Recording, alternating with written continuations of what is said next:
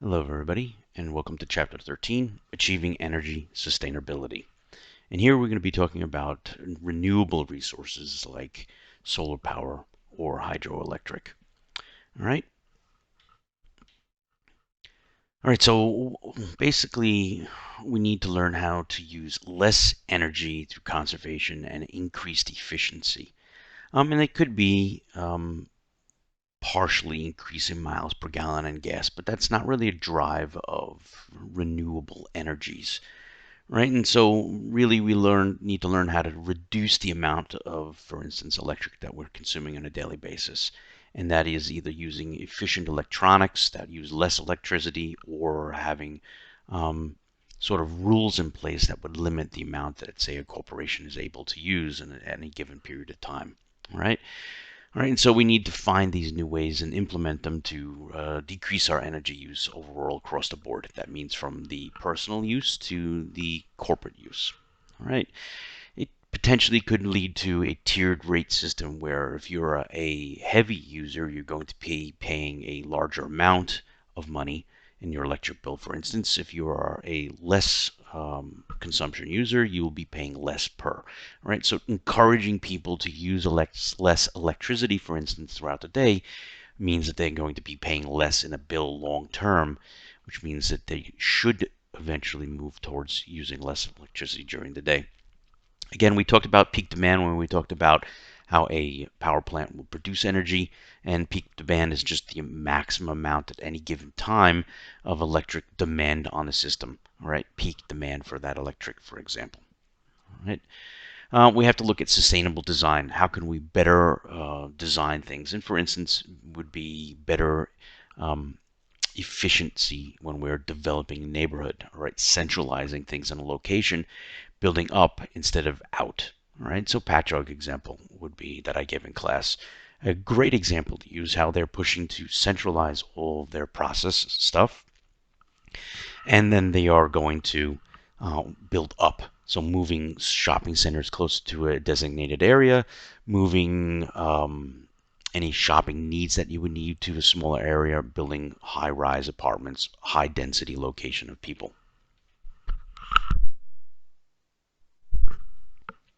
All right, and so here we're looking at a house and just very specifically sustainable design, using a house and building shade trees instead of cutting down all those hardwoods that you would have in a neighborhood. You would leave shade trees close to a house.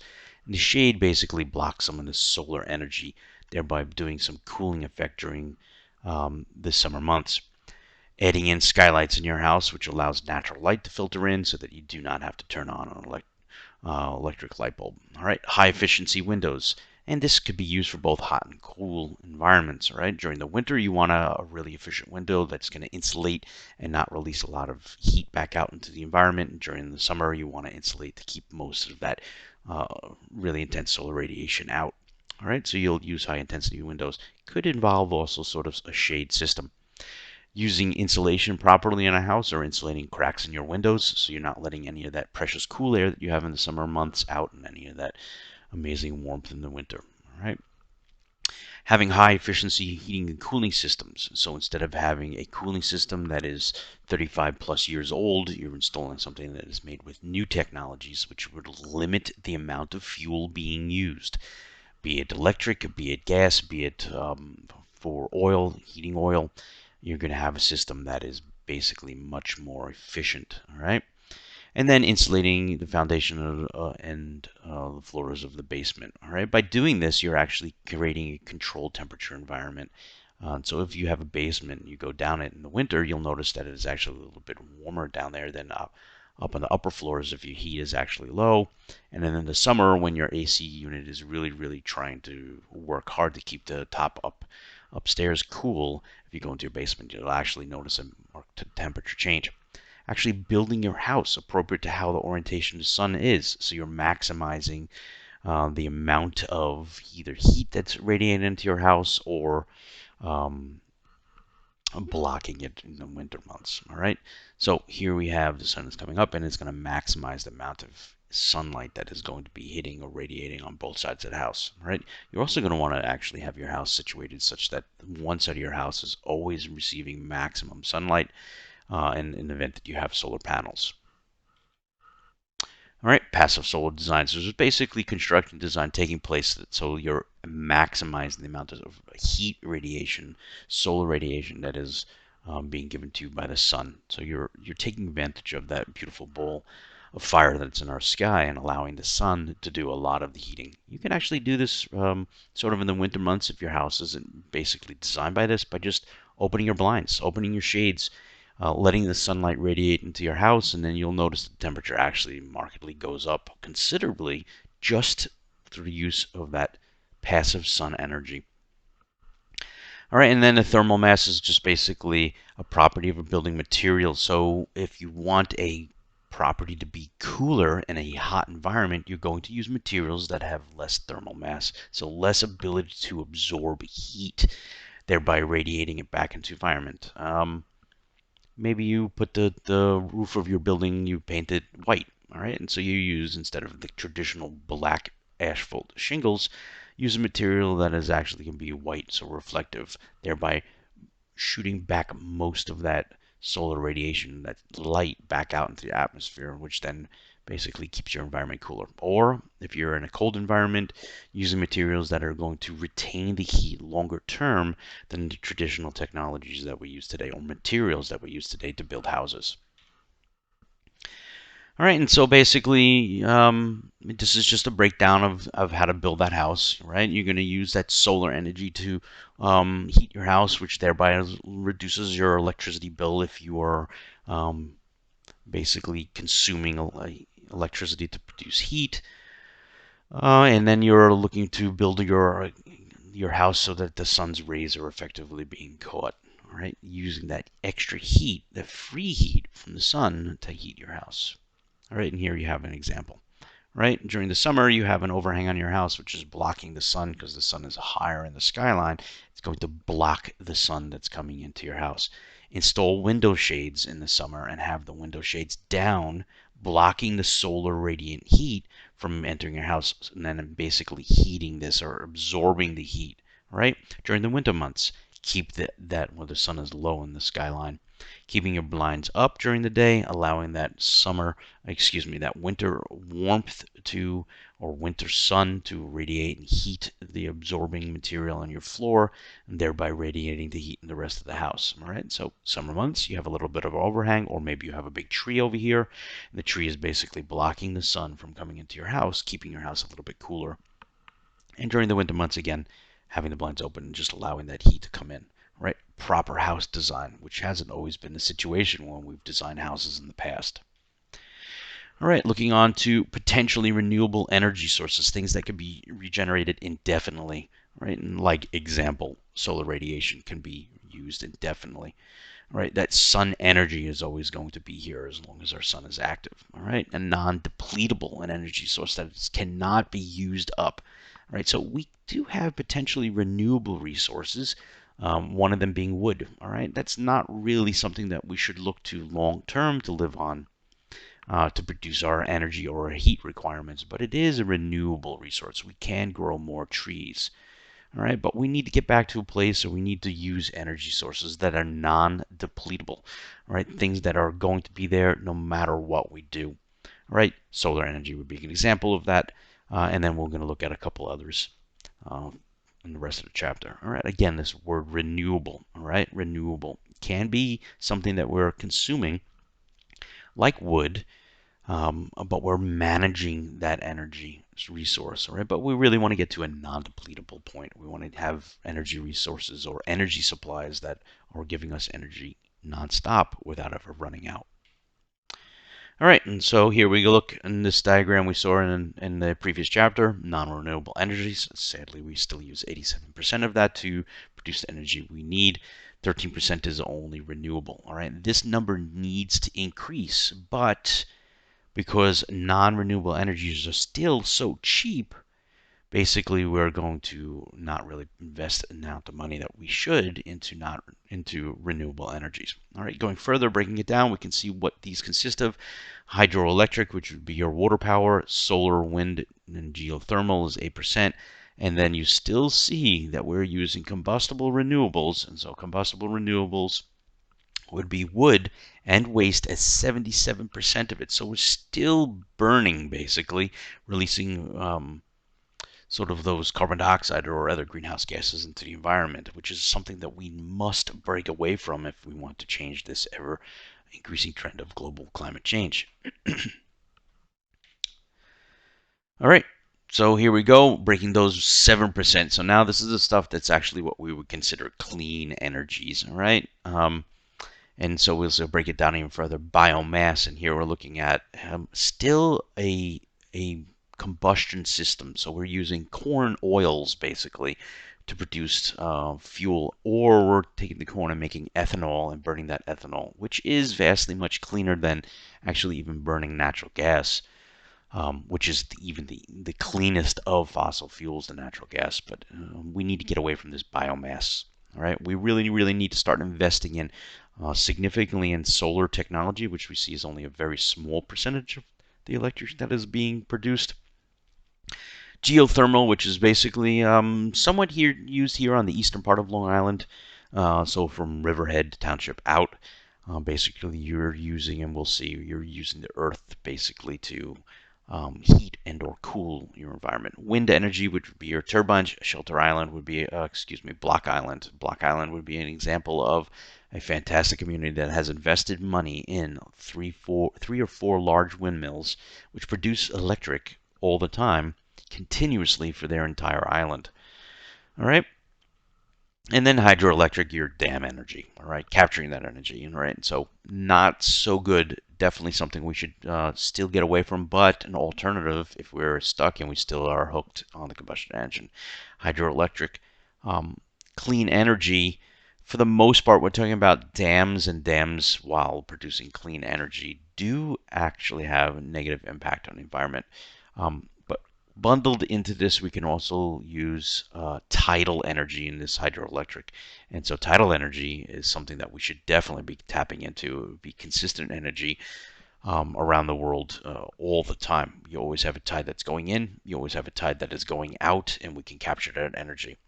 The problem with hydro, specifically when we're talking about saltwater environments, is the salt is very, very corrosive. Right? Wind energy, we are seeing that it is very beneficial to use, but also now countries like Norway and Sweden, which are really invested in it, and Germany as well, are really invested in wind energy, that the cost to maintain the system is actually almost as much money is being earned creating the electricity. All right, and so there's a fine line here where you're not actually producing as much energy as you are consuming just to maintain this environment. Geothermal is nice because eventually, well, I mean, you can do it right in your backyard, but the negative impact we'll see is that it will saturate basically. So you're removing this geothermal from the environment. Solar really is where we need to head completely. All right, so biomass, when we're looking at biomass, and this is 100 million years ago, it's talking about fuels. It's talking about peat, which turns into coal. All right, so really, it's a petroleum-based thing.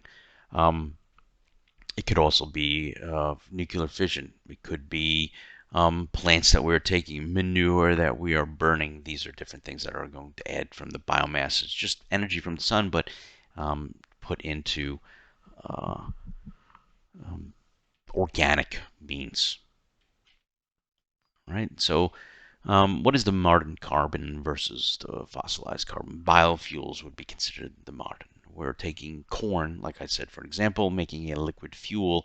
Again, it's still cleaner, but it's basically combustion. So really, biofuels aren't our end game answer. They could be a short-term answer for us.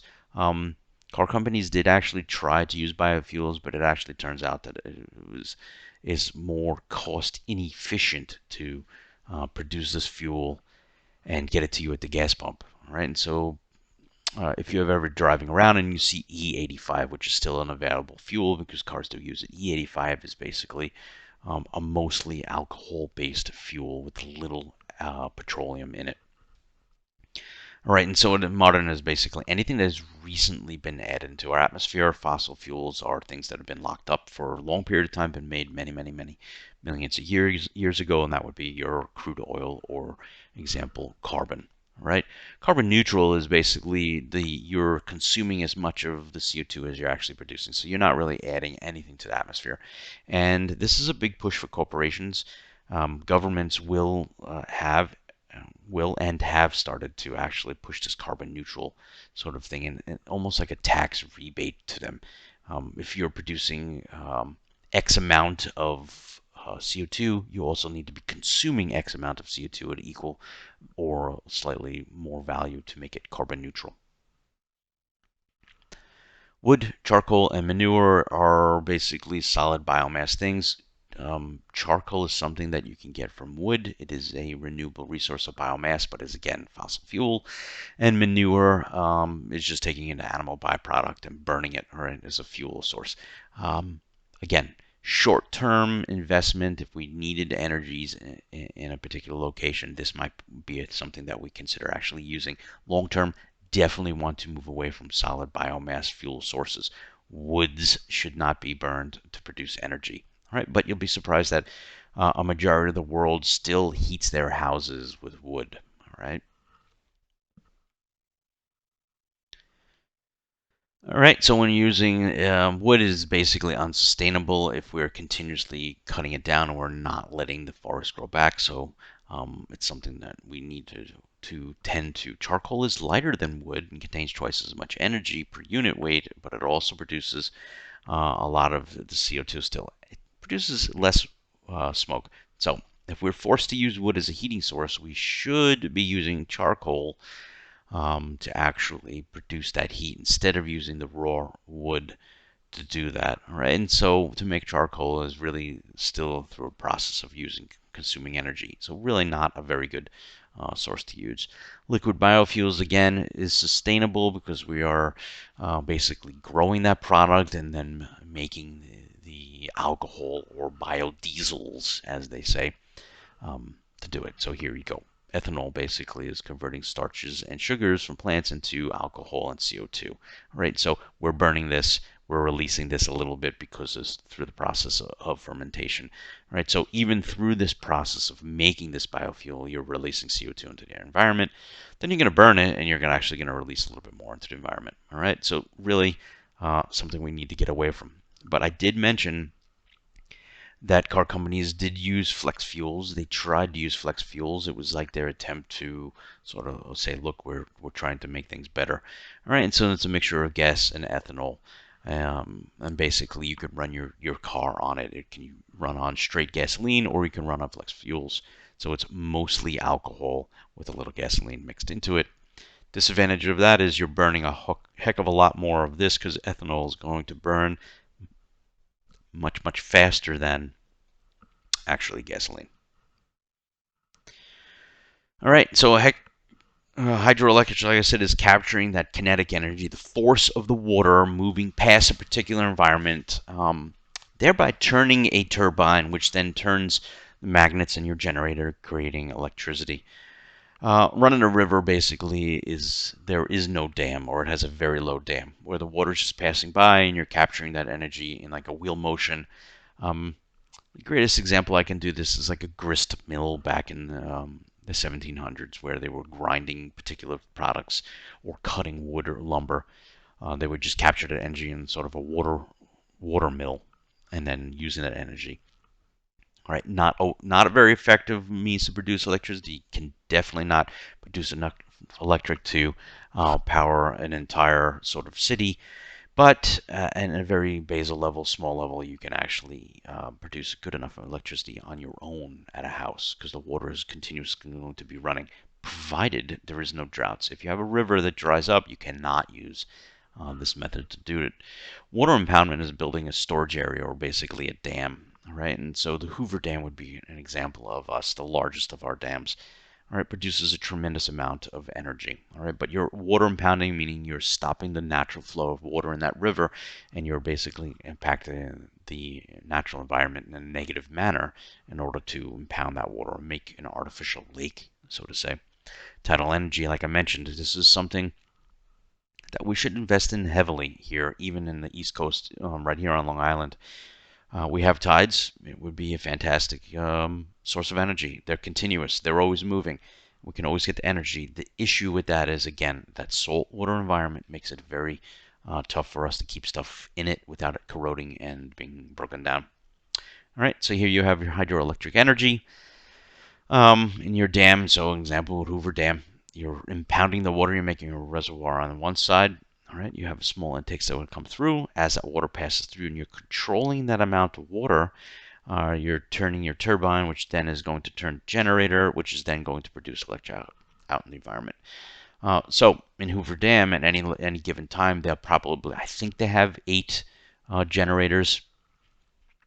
They'll have 2 of them running at any given time at peak capacity, and then they'll sort of cycle through those generators, and then as they're turning them off, they'll go and maintain them, fix them up, do what they do, and then cycle back through the system back to 1.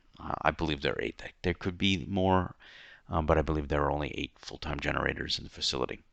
All right, so this is our classic dam. Again, you're impounding the water, you're changing the natural environment, you are changing the flow of what can move up and down the river. All right, so anything that was naturally moving upriver is then going to be stopped at this point, and sometimes the fish will move to this point, but they will not spawn because it is not their natural spawning location. So you're disrupting and/or potentially making that fish species go extinct. And then in this side of the dam, you're actually physically changing the environment, creating a lake that never existed, and thereby displacing the organisms there. And in some cases, like in China, they actually displaced entire sort of villages off of these areas. So if you went there and you swam down into the reservoir, you'd actually see these places sort of stopped in time. China has since actually, I believe, taken down several of their dams to change this sort of negative impact on the environment. All right, so is the benefits. Produces renewable energy source to a large number of rural residents around the world. All right, there are a lot of dams that are around the world. It basically produces no or near zero waste products, so no CO2 emission. The electricity generated is less expensive, all right, and so it's a little bit cheaper. All right, let's wait for this to disappear, hopefully. All right, and the reservoirs create recreational opportunities. So if we go back to the thing here, you're creating a reservoir where you could actually create a water environment for boating in that environment.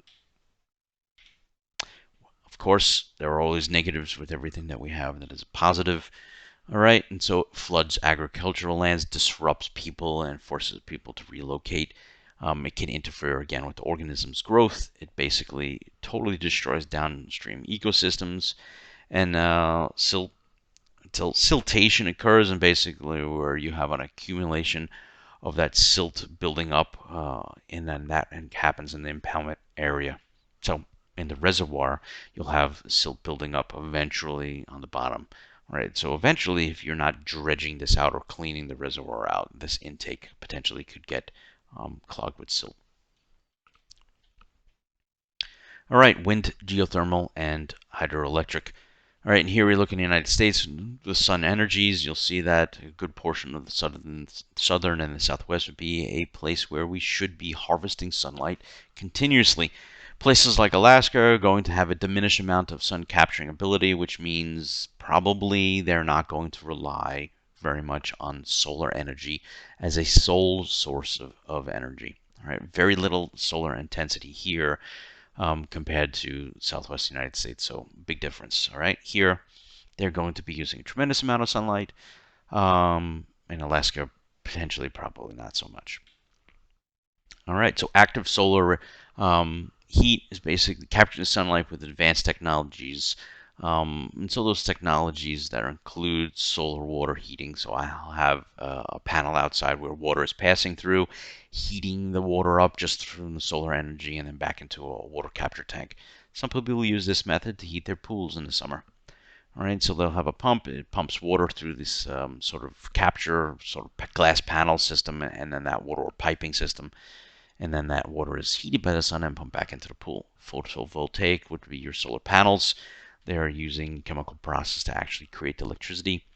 And that's part of this photovoltaic cell. So the panels that you see on the roof will have small cells which capture the energy.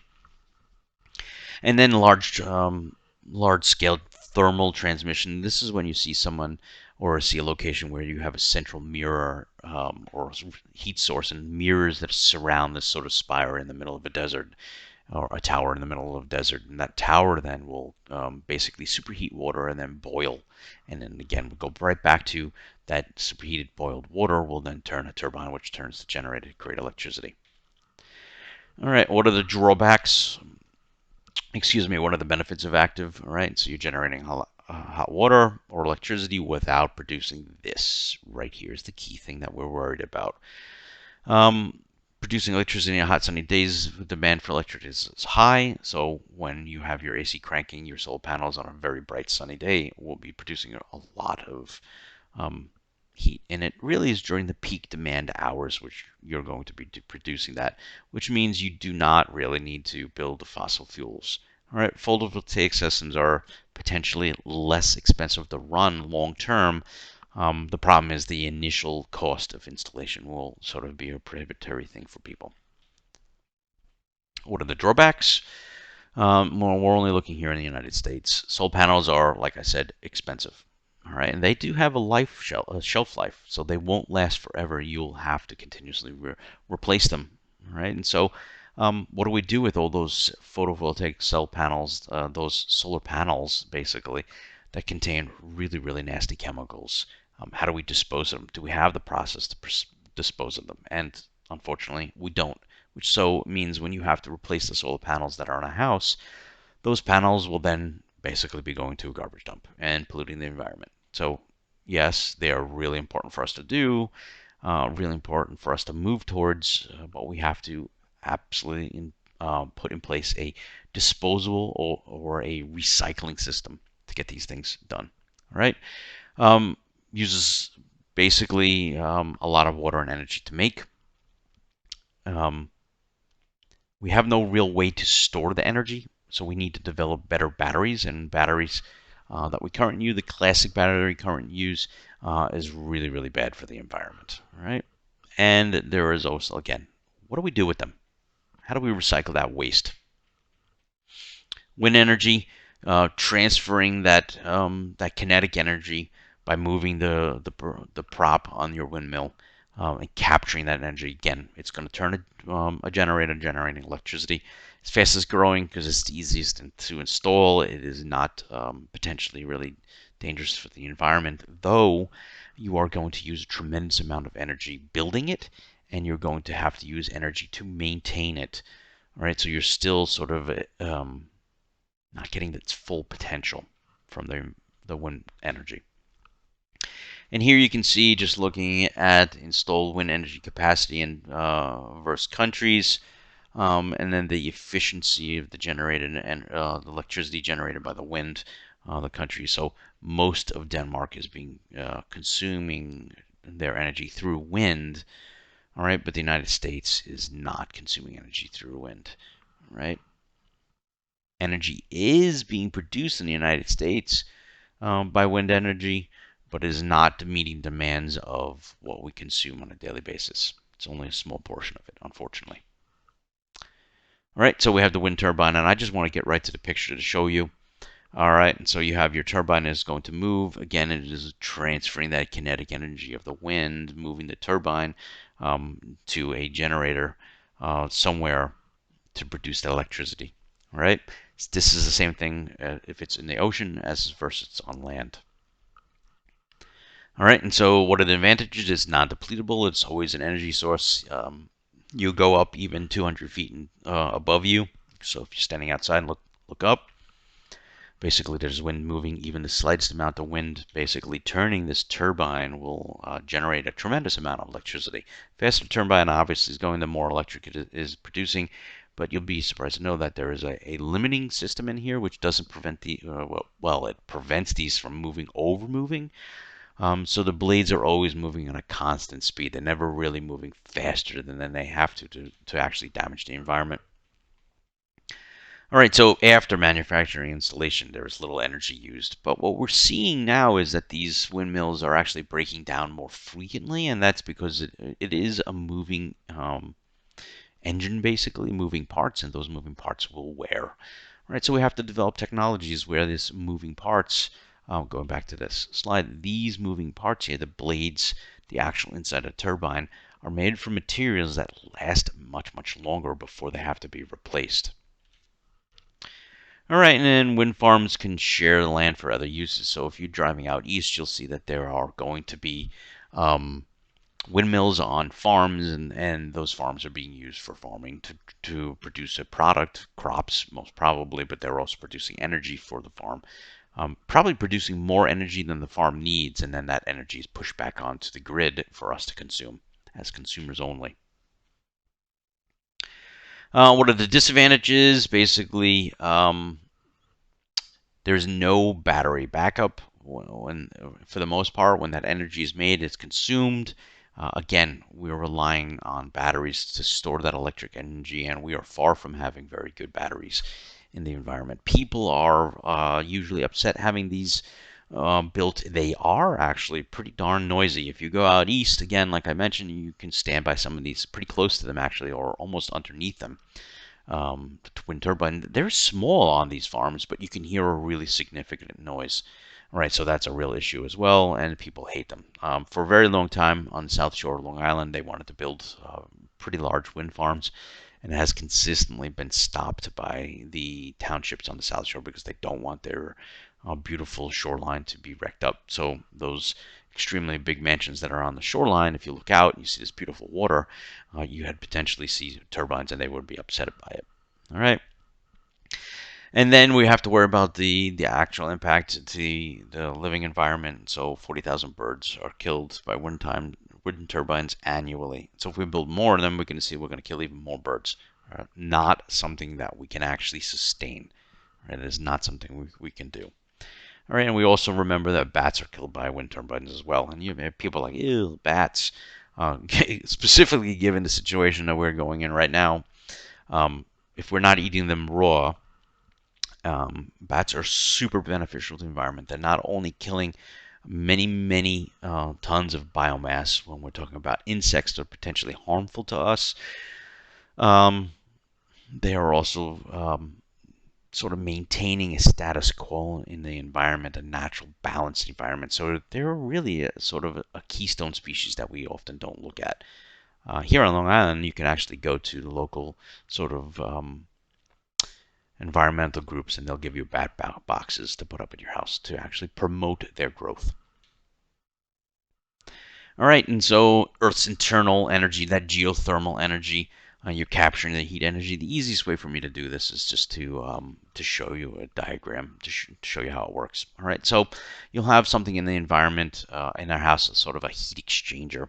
All right, and so you're pumping that cooled water that's passing through here. It's passing the heat out. The cooled water goes back into the ground. Now, remember, in the winter months, the ground is actually going to be significantly warmer below you, deep below you, than it is at air temperature level.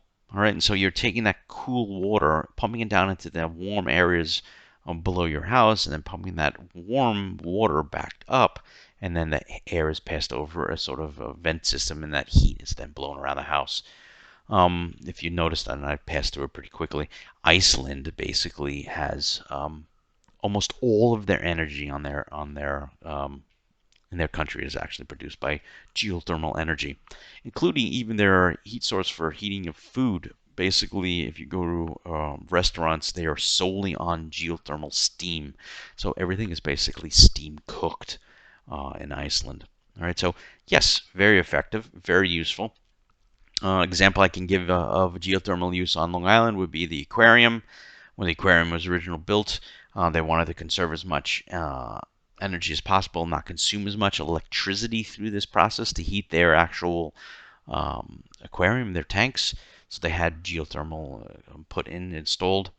And so what they're seeing, though, unfortunately, is that over time, pumping this cold water down and capturing the heat saturates the environment. So cools the environment down below what it normally should be, so the efficiency of this system actually decreases. So a disadvantage is that long term, in places that aren't like Iceland with a lot of volcanic activity, the geothermal is really not an end all be all answer for us to use long term. Short term, yes, we can use it and it would be a very effective means to heat our environment.